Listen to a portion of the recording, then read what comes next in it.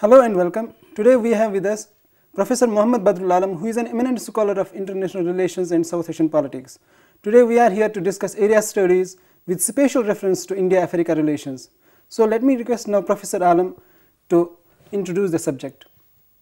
I think India and Africa relations are very important, particularly because India in the last 20 years or so, since the heralding of the economic liberalization program in the 1991 by then Prime Minister P.V. Narasimha Rao and Dr. Manmohan Singh, we have also tried to diversify our trade and commerce and many other relationships with many other countries, particularly the African continent, with which we have got lot of commonalities and lot of complementarities. So I think in that context, India-Africa relations has taken a big leap in the 21st century, and I think it is going to also go much higher also in the coming decades and also the period to follow after. Okay. So can you just tell us something about the historical ties between India and Africa? I think India and Africa, the relationship goes a long back, particularly if you look back in the 18th and 19th century, particularly the time when India was in the colonial rule of Great Britain. India and Africa, they are on the same side on many issues. For example, the issues of colonialism, the issues of racism, the issues of injustice. There are a lot of Indian indentured laborers going to South Africa, going to different parts of Africa, particularly working in the coal mines, particularly working in the gold mines for long hours, and they have been discriminated, etc. And we cannot forget the role of Mohandas K. Gandhi, Mahatma Gandhi. When he got his law degree from Great Britain, he went to South Africa to fight on behalf of the laborers and of the mine workers who used to work in South Africa in those days in the late 19th century and early 20th century. But what he saw there really appalled him, and that is why he started his movement of satyagraha and ahimsa and nonviolence in South Africa. So that was the beginning of the Gandhian movement over there. So the racial segregation, segregating different people along racial lines, the black people, the white people, and the Indians were called the colored people. They are not treated at the same par over there. They have been totally segregated. There is a lot of discriminations against Indians in Africa, in not only in South Africa, but also in different countries, because those are all colonized by the different white powers, whether it is Great Britain or whether it is France, whether it is Dutch and Portuguese, etc. So all things together, the Indians were being discriminated in jobs, in housing and in many other areas, and they are not treated as the same just like their white counterparts. That is why the Gandhi fought against injustice, fought against racial segregation, fought against racism. The racial apartheid policy in fact was still there until the mid 1980s in South Africa. But thanks to the movement that India fought in the United Nations and also outside United Nations, the policy of racial segregation, the policy of racial apartheid that ended only in the mid 80s in South Africa and many parts of Africa. So I think if you look at the terms of socio-economic indicators and in terms of the backwardness of Africa and in terms of the struggle that the African countries did, you can find a common parallel with India, because we also suffered under the 200 years of Great Britain, and also if you look at any African country, almost all of them, they had faced colonial oppression by one colonial European masters or the other for a long time. Thanks to India that championed the issue of anti-colonialism, and since India became independent in 1947, India also took the leading stand in the United Nations and other forums to make sure that all the remaining countries in African continent that were still not independent, that became independent. So I think in terms of providing justice to people one and all, in terms of not treating people or segregating people along racial lines, or in terms of providing all other equal opportunities in terms of socio-economic benefits, India and Africa, they are on the same side. Okay. So what have been the major areas wherein India and Africa have cooperated with each other after India attained independence? I think after India attained independence, as you know, India was one of the leading countries in the world which adopted or which embraced the democratic form, or which we embraced the parliamentary form. So we try to involve the people, it became a people-centric power. In Africa, although some countries became just freshly decolonized or became independent, but still did not taste the fruits of democracy. So India wanted to have a rule of law, India wanted to have its own constitution, India wanted to have a checks and balance system, India wanted to have a democratic governance systems, and also the first Prime Minister of India, Pandit Jawaharlal Nehru, he wanted to pursue a policy of non-alignment. And in this context, I think some of the African leaders also joined hands with Pandit Jawaharlal Nehru. For example, N. Nkrumah of Ghana on West Africa, he was also one of the founding members of the concept of non-alignment movement, and also the Tanzanian Prime Minister for a long time, Julius Nyerere. And if you include other leaders such as Gamal Abdel Nasser of Egypt, of Sukarno of Indonesia, Tito of Yugoslavia, all those countries, they joined hands together on non-alignment. This non-alignment was not only important for India in the formative stages, it was also important for Africa, because they could not afford to take sides in the Cold War between the East and the West, between the United States of America or the Soviet Union, because they wanted economic development, they wanted the infrastructural developments. If they take one side, the other sides might alienate them. That is why what they did was, both India and also all these newly independent African countries was to adopt and follow the policy of non-alignment that was propounded by Jawaharlal Nehru, our first Prime Minister, and trying to decide each and every issue based on its own merit and trying to take those issues based on the national interest of individual countries. So, I think in the case of democracy, in the terms of non-alignment, also in terms of framing the constitution, because India had the experience of how to frame a constitution. India became a republic also in 1950. So, in all those aspects, African countries did not have any experience, and India was one of the countries that was willing to provide the example of how those countries can also stand up, they can also adopt and embrace the democratic ideas and democratic principles, of course, which will be suited to their own particular countries. Okay. So, now in this 21st century, India being a major IT power, how do you think that India can help Africa? I think because India is a leading superpower in the IT field, namely information technology or information communication technology, lot of the African countries, they have shown a lot of interest in the last 10 or 20 years in terms of telemedicine, in terms of tele-education, in terms of e-connectivity, in terms of connecting all the different African villages and African cities with all the Indian counterparts over here. So, I think when you go to the forums like Focus Africa Forum, India-Africa Partnership that took place in 2008 or 2011, you thought there is a lot of interest towards the IT companies. No wonder lot of the IT companies, they are having setting up shops in Africa, partly because of the developmental plans, okay, because that will also going to help the African community, the African countries at large, and also the people of Africa, the young generation of Africa, but at the same time it is also going to provide some new opportunities in terms of trade and commerce. So, I think in the IT field now Africa is moving forward, there is more e-connectivity between India and Africa at different levels, at a governmental level, non-governmental levels, and that is also being done at different universities, lot of institutes and lot of also governmental machineries and ministries. Okay. So, what do you think is the role that Indian diaspora in Africa can play as far as cementing the relations between the two countries is concerned? I think that is a very important question, because the diaspora has been there, as I told you, more than 200 years ago, but those are mostly the unskilled people or the illiterate people, if you say, like the indentured laborers that went to the mines, etc. But in the 1950s and 1960s, etc., lot of the skilled people, they started going to Africa, to different countries. That is why if you go in the last 20 years, there has been a sizable Indian population growing up in countries like Uganda, going up in countries like Kenya, in Ethiopia, in Sudan. So, if you go to any of those countries, you can feel the Indian soft power, you can see the Indian literatures are in demand, Indian Bollywood movies are in demand, Indian cultural songs, music, dance, etc. I think in all terms of the Indian soft power capabilities, all of those things are over there.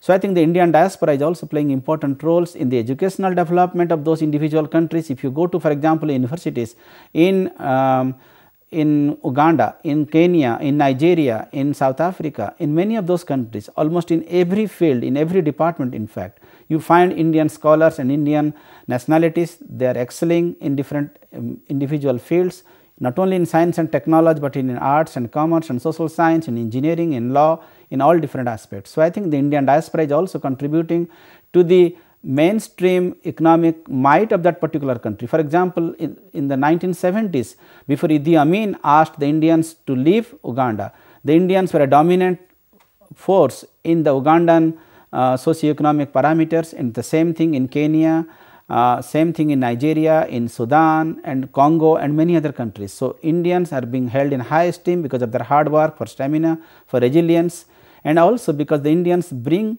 the sense of democracy, the sense of tolerance, and also the IT field. So, I think if you take all these things together, I think Indian diaspora is making a very active, very proactive contribution to those societies, and I think that is making not only changing the lives of Africa in general, but it is also in individual at a subsystemic level also, it is also helping the individual countries in Africa. Okay. So, what are the major areas as far as trade and investment are concerned, wherein India and Africa can come closer? I think India-Africa trade volume has also grown manifold. If you take 1991 as a benchmark, the trade volume was about $967 million. I think there is a forecast in the next 10 to 15 years, it is going to be almost like $25 billion. So, there is many fold increase in trade and commerce. India, as I have said, also does a lot of things in terms of textile, in terms of tea, in terms of heavy industries, in terms of providing engineering skills, etc. So, I think India is a leading country in exporting those countries. In African countries, it depends on individual countries. Some countries they do provide us, for example, uranium, countries like Niger. For example, a country like Sudan, which has got a significant amount of energy oil fields, in particular in southern Sudan, India is also being helped by countries like Sudan and Nigeria, etc., that is getting the energy support from those countries. So, in terms of quenching the energy security of India, Africa is also playing a very important role. So, we are also it is also helping India, because we do not have to only rely on countries in West Asia like Saudi Arabia or Kuwait or Emirates or Oman, etc., but we can also count on our friends like Sudan or Nigeria or Ethiopia, etc. They can also fulfill at least some of the energy needs of our country, which can go a long way in fulfilling the or covering up the deficit that in the energy sector, etc. So, I think in terms of trade and commerce, in terms of heavy industries, in terms of textiles and engineering equipments, for example, I can give another example, the Indian railways. If you go to any of the African countries today, you see a lot of the railway wagons that are being made in Kapurthala in Punjab or in Perambur in Tamil Nadu. So, those things are in big demands, etc. The underground metro, which is a big success in Delhi, now that is being replicated, that is being requested by different African countries. They would like to also have the same kind of system in different countries. So, they would like to be partners also in terms of progress. They would like to follow the Indian model, and I think they feel more comfortable taking help of the Indian technologies, etc., in all their aspects, in railways, in civil aviation, in terms of developing their infrastructure in roads. Engineers India Limited, for example, EIL, that is having a significant presence in different African countries by developing their infrastructure in various ways in which they are lacking. Okay. So, what are the major educational and cultural linkages and exchanges between India and Africa? In terms of educational exchanges, all I can tell you is that some of the big major universities, for example, University of Khartoum in Sudan, University of in Kampala, in the Makerere University in Uganda, the University of Nigeria in Lagos, most of these universities, they have got exchange programs where they get on a regular basis faculty, students, research scholars from India going and spending one semester or one academic years in those specific countries, trying to impart education, different curriculum development in not only in pure science, but also in social science, in humanities and many other fields, etc. So, there is an ongoing institutional collaboration that is taking place between different Indian colleges and universities and institutes. The IITs, for example, in Indian Institute of Technology, they are also sending their expert faculty members to different African universities where they go there to teach those classes. So, that is also enlightening them, those students.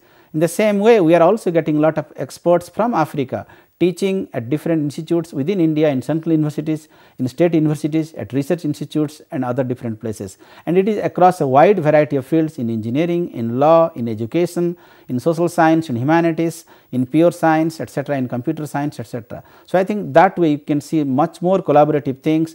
And I can also tell you that in terms of cultural exchanges, there is a lot of cultural affinities between the two countries.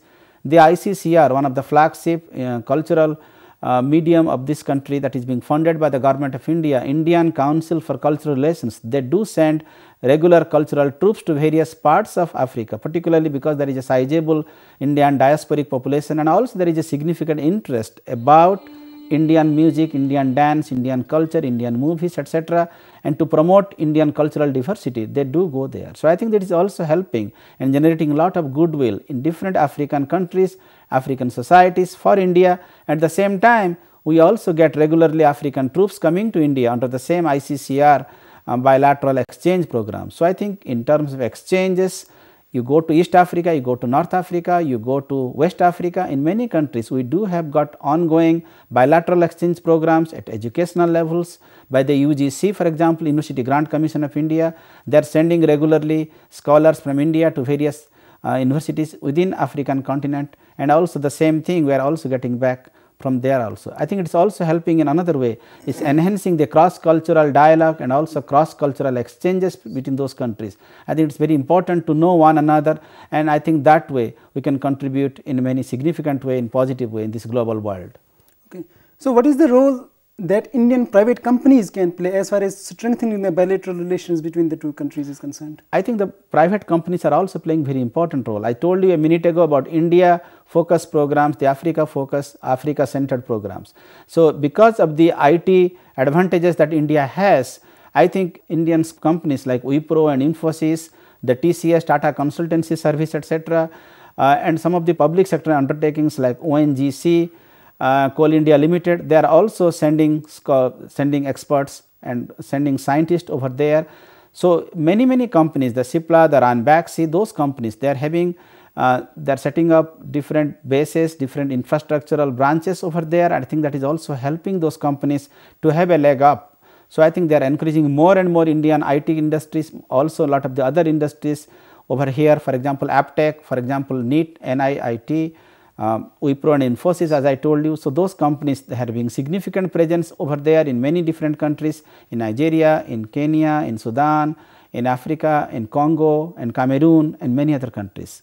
Okay. So, how can India and Africa cooperate as far as strategic cooperation and maritime security is concerned? I think maritime security is very important, because if you look at the map of Africa, there is a huge maritime zone or the sea zone. And the same way, if you look at India, except the north, we have got Arabian Sea on the west, we have Bay of Bengal on the east, and we have got on the south the huge stretch of the Indian Ocean. And in the last 10 or 20 years, particularly after 9/11, September 11, 2001, we have got issues related to counterterrorism, we have issues related to drug trafficking, human trafficking, etc. So, the safety of the sea lanes is a very important thing. I told you about the energy issues, the oil, that which is coming through the Horn of Africa, through the Strait of Hormuz, through the Bay of Bengal, and lot of the oil that is also going to countries in Southeast Asia, to Singapore or to Japan, that also goes through this particular lane. So, I think it is very important that there has to be a secured sea lane of communication, and who does that? Who ensures that? The Indian Coast Guard does that, the Indian Maritime Forces does that. In this context, India is also helped by a lot of the maritime troops, particularly in Ethiopia, in Somalia, in Nigeria, etc. They are also making sure there is uninterrupted flow of energy, flow of oil into this part of India, and also beyond India to Southeast Asia and also to East Asia and Northeast Asia. At the same time, I must also remind you, in the last couple of years, there has been increasing incidents of the piracy in the high sea, particularly by the Somalian pirates. And in order to check this menace of piracy, particularly by the Somalians and other people, some of the other countries of Africa, they are also actively collaborating and also coordinating with the Indian Coast Guard and also with the Indian Navy, how to make sure that the sea lane is totally safe from not only from the pirates, but also safe from any sea based or sea prone the terroristic elements, and that also includes the drug trafficking, human trafficking, etc. So, I think in this way there is a lot of things people are, both the sides, the India and Africa, they are concentrating in terms of maritime security, which is not only going to provide a secured coastline for India, which is a huge coastline if you look at both the west coast and the east coast. At the same time, in African context also, because if lot of the developmental plan goes up, at the same time lot of things are going down because of the piracy and because of the terroristic incidents. It is also bringing bad name and bad rap also both sides, which is also being reflected very poorly in the international fora. How do you see United Nations featuring as far as India-Africa relations are concerned? I think United Nations is playing a very important role, particularly if you look at particularly in terms of the socio-economic dimension or the socio-economic parameters. For example, in the year 2000, the United Nations came up with a United Nations Millennium Development Goal, and they had a target of couple of targets. For example, under the UN Millennium Development Goals, both the India and the African continent, they placed each other to reduce by half the poverty rates in both sides, because there is a huge amount of poverty. The socioeconomic indicators in almost all African countries are very bad. In India it is relatively better, but it can get even much better. So, how to reduce poverty significantly so that people can live a much more comfortable life, people can eat and they can have a good decent housing. So, that is one part of it. The literacy rate, although India has made significant progress since 1947, the year we got independence some 60 plus years ago, but in Africa if you look back, the literacy rate is hardly in the single digit. So, how it can go up to 30s and 40s and 50s and 60s or even beyond that. So, I think under the Millennium Development Goal, both the sides they are committed to one another how to raise the literacy rate in different African societies and African continents. The maternal mortality rate, for example, that is at an all time high in many African countries. And the child mortality rate, it has to do with the poor health of the African children and also of the women. How to develop gender equity, there are many African societies in which the females are not treated as the same or on an equal footing along the male counterparts. So, gender equity is another important aspect in which both the sides, India and Africa, they are trying to collaborate with one another. The other area is how to counteract the dreadful diseases like AIDS and other communicable diseases like H1N1 or like malaria, etc. And I think both the India and Africa, they are trying to collaborate with one another, not only in terms of funding, but also in terms of providing expertise and technology, etc., how to reduce the rates of AIDS, incidents of malaria and other communicable diseases. And the same thing we can add with global warming, the climate change and also environmental degradation issues. So, I think if you took it in a more holistic way, there are a lot of the issues on that UN takes priority of, that India and Africa, they are joining hands. At the same time, let me also tell you, India wants a place because of its own might, because it is the second most populous in the country in the world, to be a member of the United Nations Security Council as a permanent member. And most of the African countries, they do support India actively so that India can become in the coming years a member of the UN Security Council. And also in terms of the peacekeeping operations that India has, and India in the 60s and 70s has sent troops as a part of the UN PKO, United Nations Peacekeeping Operation. So, I think in that aspect also India has got a lot of goodwill in African countries through the PKO peacekeeping operations. So, India and Africa does support UN in its mission and its objective in many ways, in socio-economic ways, in terms of fulfilling some of the objectives I outlined in the Millennium Development Goals in terms of the peacekeeping operation, and also hopefully India to be a member of the UN Security Council as a permanent member. Okay. So, what are the ways in which India assists Africa as far as its infrastructure development is concerned? I think in terms of the infrastructure, it is again in some part of Africa, for example, if you go to places like Nigeria, particularly in the capital areas, the urban areas, those are definitely a bit more advanced. But if you go to the inner city, if you go to the countryside in the villages, you see a lot of disparities. There is a big difference between the rich Ethiopians and the poor Ethiopians, rich Nigerians, poor Nigerians, rich Sudanese and poor Sudanese. And in terms of the roads and the bridges, the electricity, etc., I think they do not have got that expertise over there. So, I think when the Indian engineers, the Indian skilled personnels and the Indian skilled professionals, they do go to Africa. For example, I gave you the example of EIL, Engineers India Limited. They make sure that all at least the basic facilities over there, the infrastructure development, the roads, the bridges, the electricity areas, most of them they get developed on a par with the developing nations. I think in this context we see some movement in a positive way, in an upward way in the last 10 or 20 years. So, I think you will see more and more infrastructure development will take place in Africa, but it will take time. There is no magic solution to it. It cannot be done overnight. You need help by UNDP, for example, United Nations Development Program, they are putting a lot of money into that project. The UNESCO is putting a lot of money into it.